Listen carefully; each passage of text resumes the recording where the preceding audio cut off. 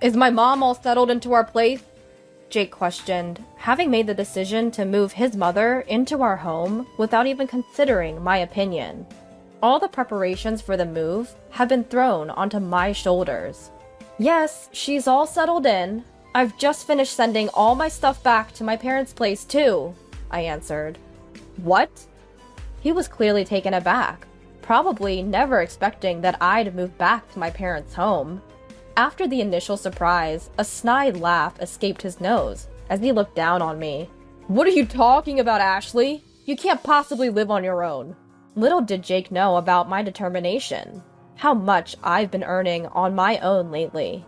You, spending all day staring at a screen on your phone or computer? You can't possibly manage on your own, Jake sneered. Well, I'd just have to show him, wouldn't I? There's no way I'm turning to him for help anymore. I'll prove that I can survive on my own. My name is Ashley, and I'm 46 years old. I've been married for about 20 years. There are no children between my husband and me. My husband, Jake, an elite banker, has a penchant for fussing over details, whether it's his personality or his profession. He seems to still adore his 56-year-old mother. My mother-in-law lives alone at her house that is a distance from us. My father-in-law passed away 3 years ago. As an only child, Jake has been repeatedly urged by his mother to show her a grandchild soon. However, there was a reason why we couldn't fulfill her wish. The reason is quite simple. Jake said he didn't want a child, even though he always plays the dutiful son to his mother and says, "Yeah, we should have a child soon." Whenever the subject of children comes up, when it's just the two of us, he changes tone, saying, "I said that in front of Mom, but having children is just a hassle. Well, I don't need that." So here we are at our age, childless. If we decided to have a child now, it would be a high-risk pregnancy. The risks are obvious.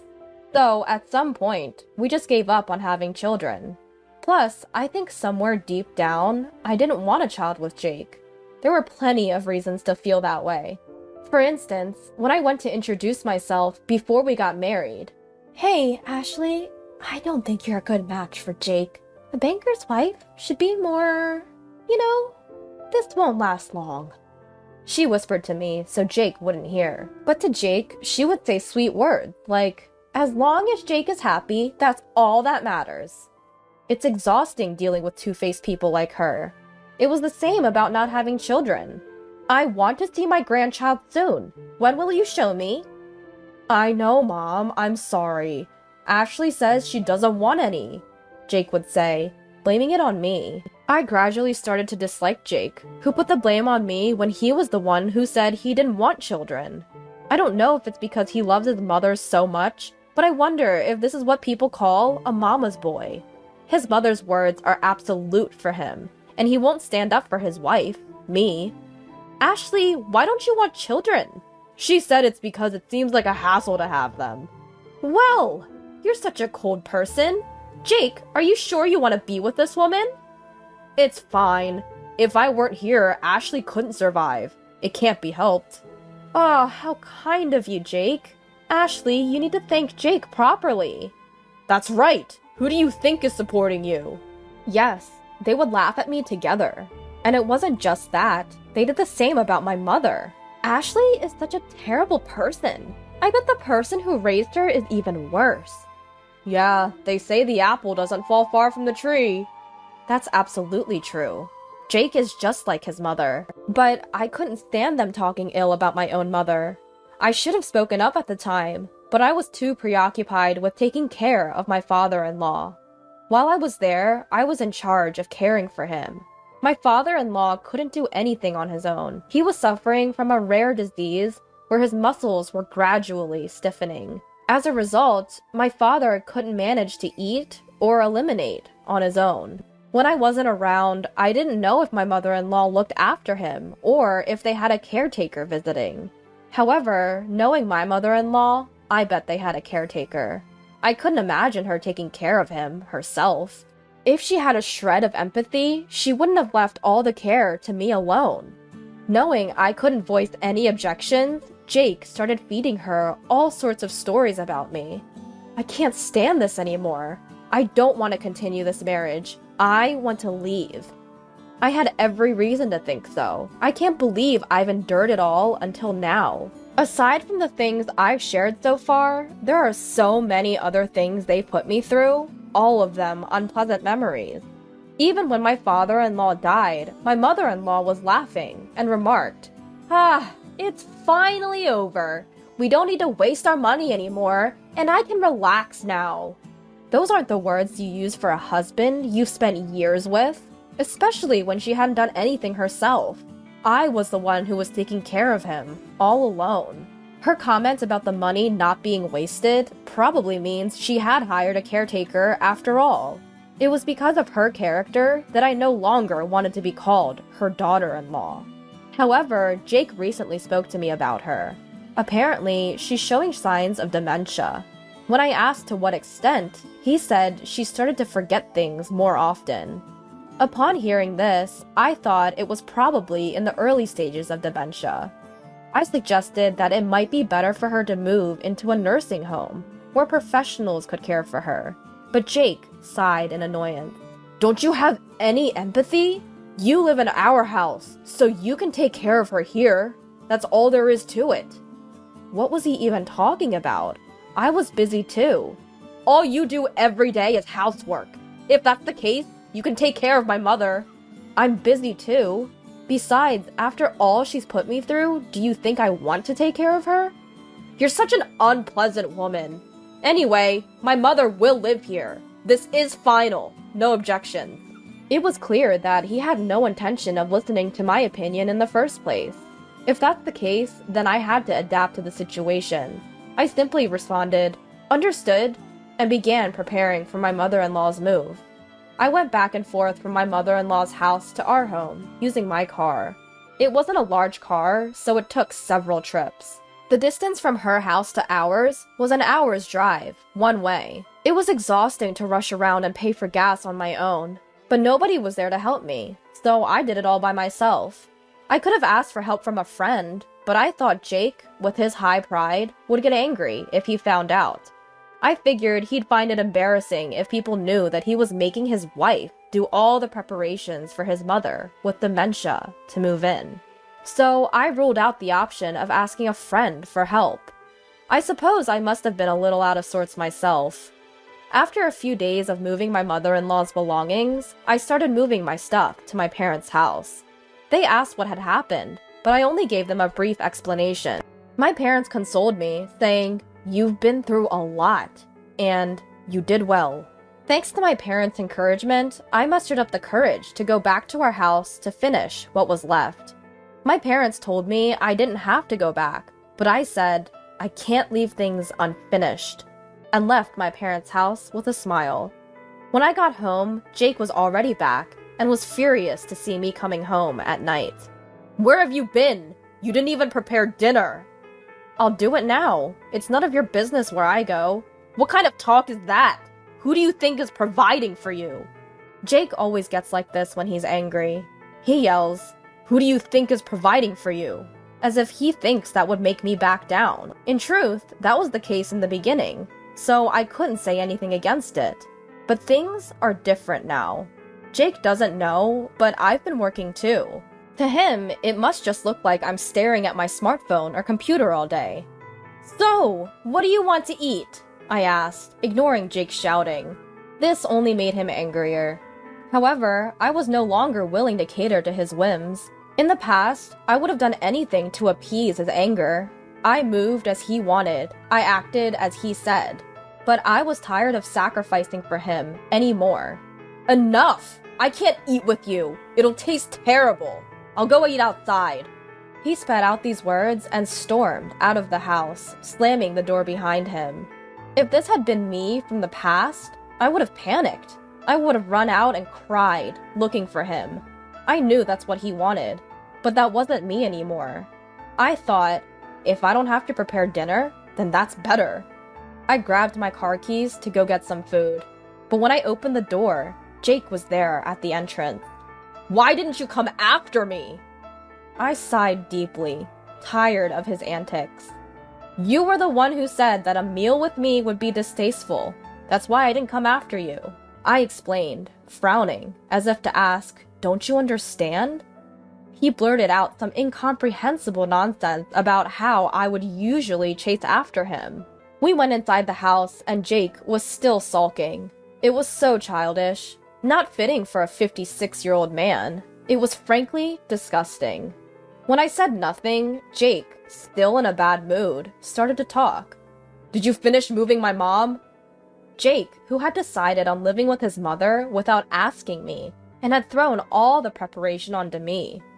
I'm done! I've just finished sending all my stuff to my parents' house. What?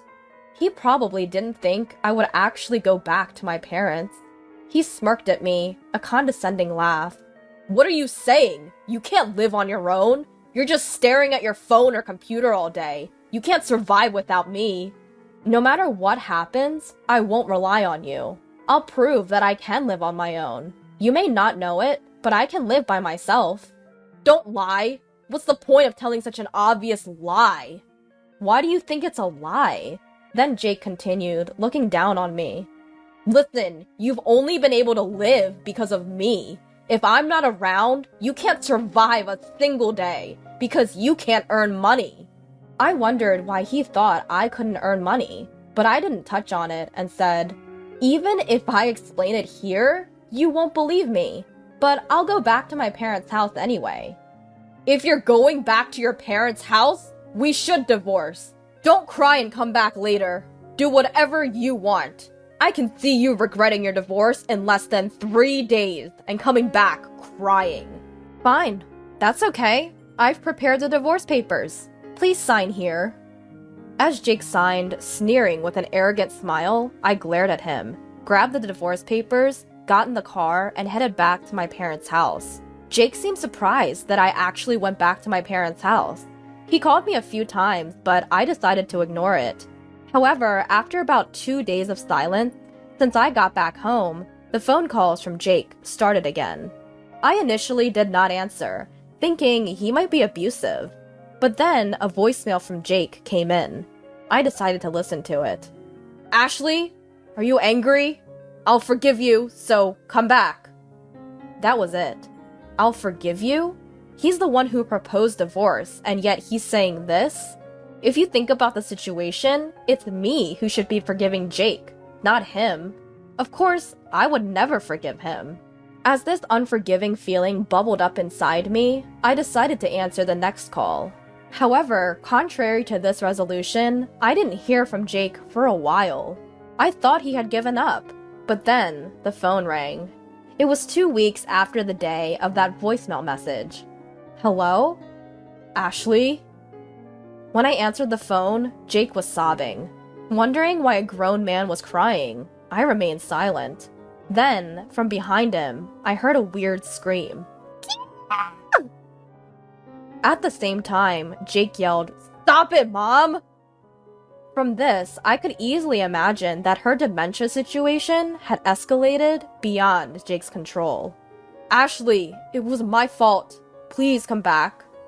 I don't know what you're talking about. I left. That's why you can come back. I don't want to come back. Please, I can't handle my dementia-stricken mother and work at the same time. You must be in trouble without my money. I'm not in trouble, and I absolutely don't want to. We're a couple, right? Couples help each other. Yes, they do, but we are strangers now. What are you talking about? I'm in such trouble. But when I was miserable, you didn't help me, did you? You were laughing with your mom. Okay, got it. I'll pay. How much do you want? If you look after my mom, I'll pay. You'll come then, right? What do you think I am? Besides, I earn more than you, Jake. What? There was a reason why I had never told him. Jake was the type of person who disapproved of me working. It was when I mentioned that I wanted to do a part-time job. Women should only do housework at home. It's shameful to work outside. People might think I don't earn enough, he raged. So because of Jake's pride, I had to work in secret. I desperately earned money in ways that Jake wouldn't find out. What job were you doing behind my back?